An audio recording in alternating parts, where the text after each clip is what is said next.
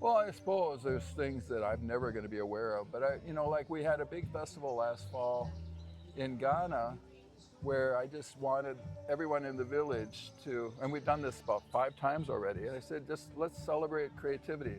Anyone who's got a creative thing they want to do in the village can come and do things. So we had our artworks up, and we had artists from many countries donate art to this community, this little village.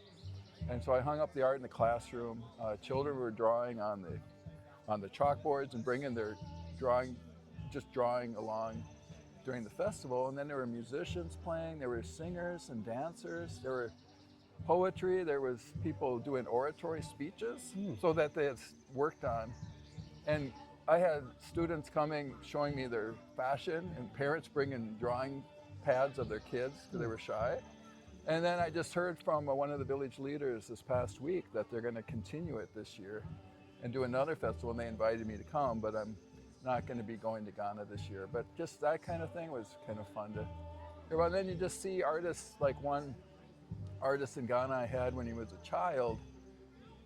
He's working with, and he did great drawings, and he did use cardboard and recyclables, and I try to use things that are sustainable. So he said, he was really influenced by me working with children, and he's working now making videos with children, kind of like they create scenarios using music videos, so because sound's a big issue with, like, you have iPhone, so he does everything with his iPhone, and they mimic the words of the songs, but they create theatrical scenarios with the song.